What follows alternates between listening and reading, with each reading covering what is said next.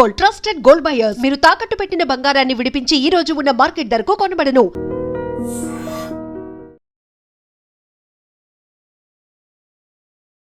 నమస్కారం, welcome to I dream. నేను మీ విజిత. ప్రస్తుతం మనతో పాటు ఉన్నారు హరీష్ తెన్నేటి గారు. సార్ మామూలుగా మోటివేషనల్ వర్డ్స్ ఎన్నో మనకు చెప్తూ ఉంటారు, ఎన్నెన్నో మంచి విషయాలు చెప్తూ ఉంటారు, స్పిరిచువల్గా ఎన్నెన్నో మంచి విషయాలు చెప్తూ ఉంటారు. ఒక డాక్టర్గా ఆయన వృత్తి ఆయన నిర్వర్తిస్తూనే మనందరికీ ఎంతో మోటివేట్ చేసే విధంగా ఆయన మాటల ద్వారా మనల్ని ప్రేరేపితం చేస్తున్నారు. వారితో మాట్లాడి ఇప్పుడు అసలు ఆడవాళ్లకు సంబంధించిన విషయాలు కొన్ని మాట్లాడబోతున్నాం. ఇప్పుడు అవేంటో మీరు వీడియోలో చూసి తెలుసుకోండి. సార్తో మాట్లాడేద్దాం. నమస్కారం సార్. నమస్తే సార్, సాధారణంగా పెద్దవాళ్ళు చెప్తూ ఉంటారు, ఎవరైనా చనిపోయినప్పుడు కొన్ని సందర్భాల్లో ఎక్కువగా వింటూ ఉంటాం ఈ మాట.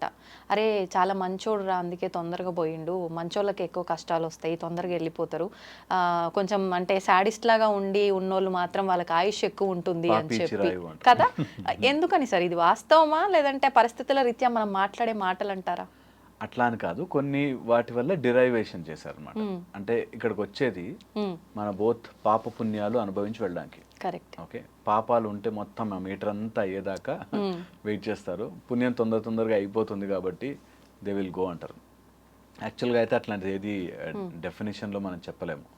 కాకపోతే వెనెవర్ పాపము చేసేవాడు జీవితకాలం ఎక్కువ ఉన్నట్టుగా అనిపిస్తుంది. మీరు గమనించి చూడండి, ఏదైనా కష్టంలో ఉంటే ఎప్పుడవుతుందిరా ఈ సమయం అనిపిస్తుంది.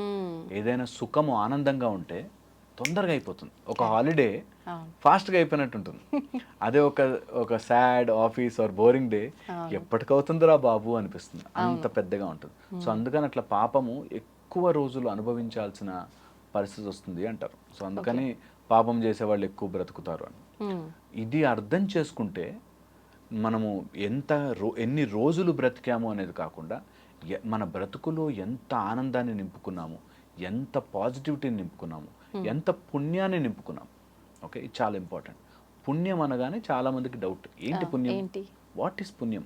ఓకే, ఒక్కటే మన లైఫ్లో పాపము లేకపోతే పుణ్యమే. ఓన్లీ పాపం ఈజ్ అవిద్య. అవిద్య అంటే నా గురించి నేను తెలుసుకోలేకపోవడం పాపం. ఓకే ఓకే, మన గురించి మనము తెలుసుకోలేని, నేను నా లోపల ఉండే ఈ స్వరూపాన్ని తెలుసుకోలేనన్ని రోజులు అది పాపము కిందే మరలా జన్మ ఎత్తూ వస్తాం. సో అవిద్య లేకుండా అన్నిటినీ తెలుసుకునే ఆ ఒక్క ఆత్మస్వరూపాన్ని మనం గమనించుకోవాలి అంటారు. సో అది కాక మిగతా ఏమి చేసి దాని క్రెడిట్ తీసుకుంటున్నా అందులో ఇది పాపం పుణ్యం అన్నీ వస్తాయి. అన్నీ వచ్చినవన్నీ అనుభవిస్తాం. తెలిసి చేసిన పాపము కానీ, తెలియని చేసింది కానీ, లేకపోతే ఎవరి ద్వారానో కానీ, ఫ్యామిలీ కుటుంబ ద్వారం కానీ, లేకపోతే మనం అన్న మనసా వాచా కర్మణ, మాటలతో చేసిన పాపము మాటలతోను, చేతలతో చేసిన పాపం చేతలతోను, మనసుతో చేసిన గాయం మనసుతోను అనుభవించి తీరతాం. That is how you come back. మనసుతో చేసింది ఎవరినైనా మనసులో చెడు అనుకున్నా సరే మళ్ళీ మనకు మానసిక రోగం వచ్చి అనుభవించే వెళతామంటారు. సో అందుకని మనం కూడా అలా కూర్చుని ఆలోచిస్తాం అంతే, అయ్యో వాడు ఎందుకు ఇలా అన్నాడు అని. అవన్నీ మానసికంగా కర్మ ఫలితం అనుభవించడానికి అదంతా. కొన్నిసార్లు అంటే పాపానికి ప్రక్షాళన ఉంటుంది అంటారు కదా, మరి నిజంగా అలా ప్రక్షాళన ఉంటే మళ్ళీ ఎందుకు అనుభవిస్తున్నామంటారు? పాపానికి ప్రక్షాళనకి కొన్ని రూల్స్ మెథడ్స్ చెప్పారు. దట్ మీన్స్ నువ్వు లోపల నుంచి క్లియర్ అయిపోయి ఆ పాప ప్రక్షాళన చేసుకోవడానికి. ఇక్కడ రోజు చేసే తప్పులన్నీ చేసేస్తూ ప్లస్ ఒకసారి వెళ్ళి ప్రక్షాళన చేసుకుంటాను అంటే కాదు. వీటన్నిటికీ క్లియర్ రూల్ ఉందండి. దట్ యువర్ ఇంటెన్షన్ ఆఫ్ పాప ప్రక్షాళన ఈజ్ సో ఇంపార్టెంట్. నేను చేసిన తప్పులన్నీ చేసి 60 ఏళ్ళకి ఒకసారి స్నానం చేసేస్తాను, లేకపోతే వ్రతం పూజ చేస్తాను, ఈజ్ రాంగ్. మనకి పాప ప్రక్షాళన అంటే తెలియక కొన్ని మనకి చేస్తాం. ఆది భౌతిక విషయాలు కానీ, ఆధ్యాత్మిక విషయాల్లో కానీ ఇలాగ మనం కొన్ని తెలియని పాపములు జరుగుతాయి. కాబట్టి అలాంటి వాటికి ప్రక్షాళన ఒక్కసారి మనకి ప్రారంధంలోకి వచ్చాక అది అనుభవించే తీరుతాం. అందులో కొంత ఉపశమనం మనకి ఋషులు మునులు వీళ్ళంతా తపస్సు చేసి ఇవే అడుగుతారు. మానవ జాతి చాలా బాధలు పడుతుందండి, ఏదైనా చెప్పు అంటే మనకి ఒక సత్యనారాయణ స్వామి వ్రతం వచ్చినట్టు.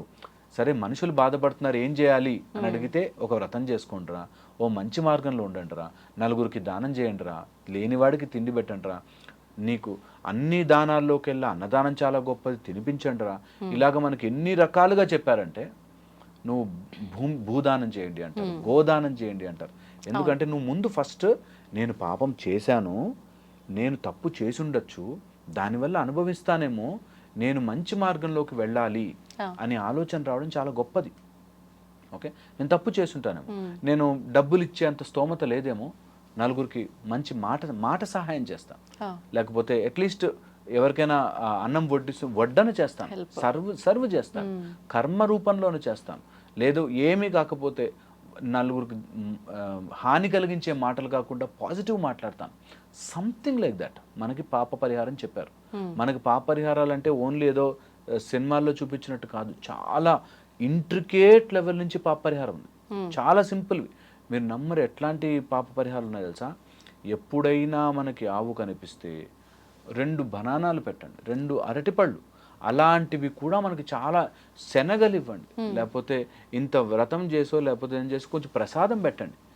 స్మాల్ థింగ్స్ అక్కడి నుంచి మొదలుపెట్టి చాలా పెద్దగా ఏదైనా చేసుకోవడానికి ఉన్నాయి, కానీ వాటి వల్ల డైరెక్ట్ ఎఫెక్ట్ కాదు, ఇండైరెక్ట్ ఎఫెక్ట్. దట్ నువ్వు ఓకే నేను తెలియక ఏదైనా తప్పులు చేసుండొచ్చు, ఏదైనా పాపము చేసుండొచ్చు, ఆ పాపాన్ని పోవడానికి శాస్త్రము రకరకాలుగా డివైడ్ చేసి పెట్టింది. దట్ డజంట్ మీన్ ఇవి చేసేస్తాను నేను మళ్ళీ పాపాలు చేస్తాను అనే మైండ్ సెట్ ఉన్నవాడికి అది పని చేయదు. As simple as that. So నేను తప్పులన్నీ చేస్తాను, ఒకసారి పుష్కరాల్లో మునిగేస్తాను కాదు. అది యాక్చువల్గా కూడా మన హిందుత్వాన్ని అర్థం చేసుకున్న వాళ్ళు అందరూ అర్థం చేసుకుంటారు. నీకు భగవంతుడి సాక్షాత్కారం రావాలి అంటే గుడిలో కూర్చున్నంత మాత్రం రాదు, నా మనసు ప్యూరిఫై అవ్వాలి, గుడి కూడా నాకు ఒక మాధ్యమం అవుతుంది అని తెలిసే వెళ్తాం అందరం కూడా. సో అందుకని పాప పుణ్యాలు ఏది లెక్కేసుకున్నా కూడా నువ్వు ప్రక్షాళన ఆర్ ఏదైనా దాన్ని చేసుకోవాలి అనుకుంటే యువర్ థాట్ ప్రాసెస్, యువర్ లోపల నుంచి నీ ఇంటెన్షన్ అంతా మారుతూ పరిహారం కూడా చేసుకుంటే నీ లోపల ఒక క్లెన్సింగ్ స్టార్ట్ అయ్యి మంచి బుద్ధి వస్తుంది. ఓకే, ఇవంతా లెక్క క్యాలిక్యులేషన్ అంతా కూడా 4కి డివిజనే. మనస్సుని కరిగించుకోవడం ఆర్ స్ట్రీమ్ లైన్ చేసుకోవడం, దేని ద్వారా? బుద్ధి ద్వారా. మన ఇంటెలిజెన్స్తోనే నేను తప్పు చేసుంటానేమో, నేను సూపర్ తెలివైన అనుకుని చాలామందిని తిట్టుంటాను, వాటి నుంచి ప్రక్షాళన.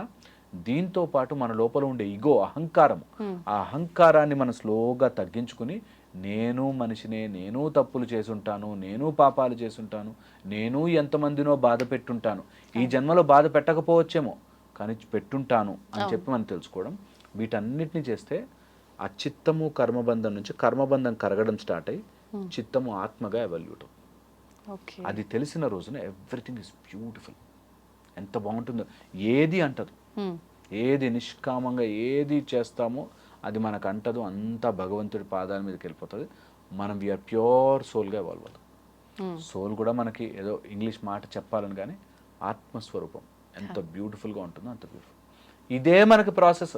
ఒక గుడికి వెళ్ళినా, ప్రదక్షిణాలు చేసినా, దండం పెట్టినా, గంట కొట్టినా, ఏది చేసినా ఇదే ప్రాసెస్. లోపల నుంచి ప్యూరిఫై అవుతున్నా. That's the method. అది ట్రై చేసుకోవాలి everyone. Thank you sir, thank you very much.